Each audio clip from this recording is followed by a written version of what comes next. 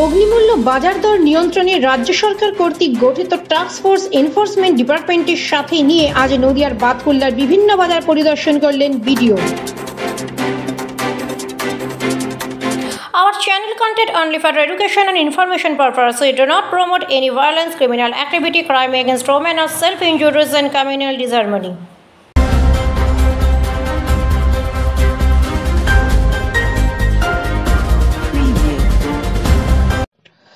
বাজার দর নিয়ন্ত্রণে কাঁচা সবজি থেকে শুরু করে মাছ মাংস সমস্ত জিনিসপত্রের যোগান বাড়ানোর নির্দেশ দিয়েছিলেন রাজ্যের মুখ্য সচিব ভগবতী প্রসাদ গোপালিয়া। প্রসঙ্গত কয়েকদিন আগে মুখ্যমন্ত্রীর বৈঠকের পর গতকাল মঙ্গলবার নবান্ন রাজ্য সরকারের বিভিন্ন দপ্তর ও জেলাগুলি এবং পুলিশ সুপারদের নিয়ে বৈঠকে বসেছিলেন মুখ্য সচিব।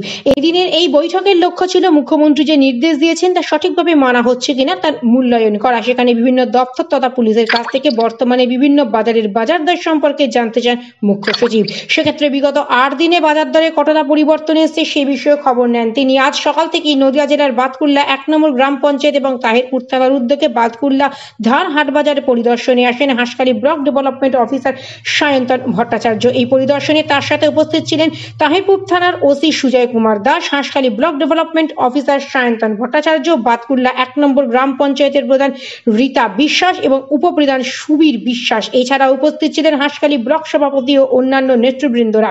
বাতকুল্লা ধানহাট বাজার তিনি পরিদর্শন করেন এবং বিক্রেতা ও ক্রেতাদের সাথে মূল্য বৃদ্ধির প্রসঙ্গে তিনি কথা বলেন। এছাড়াও একই সঙ্গে তিনি নির্দেশ দেন কৃষক এবং খুচরো বিক্রেতাদের মধ্যে মধ্যস্থতাকারী ফোরেদের হুঁশিয়ারি দিয়ে তিনি বলেন অহেতুক সঞ্চয় কিংবা বেশি লাভে মাল বিক্রি করলে গ্রেফতার পর্যন্ত করা হতে পারে। অন্যদিকে সরকারি নির্দেশ অনুযায়ী আমদানি বাড়বে এবং সুফল বাংলার বিভিন্ন স্টল বিভিন্ন বাজারে নামার সম্ভাবনার কথাও জানিয়েছেন তিনি।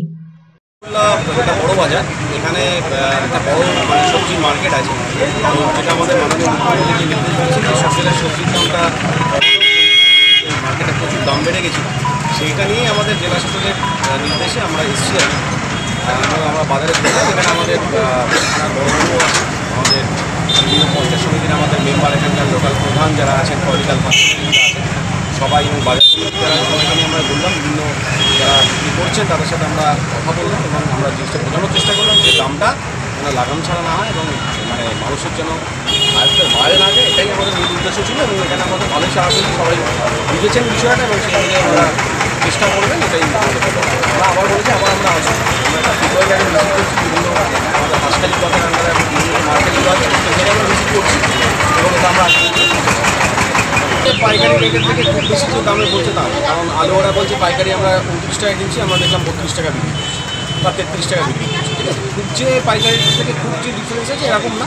স্টিল আমরা এটা কথা বলেছি যে আরও যদি কমানো যায়, বা পেঁয়াজ বলছেন যে লোকাল পেঁয়াজটা 30 টাকায় বিক্রি করছে, আমাদের কিনছে হয়তো 27 টাকা।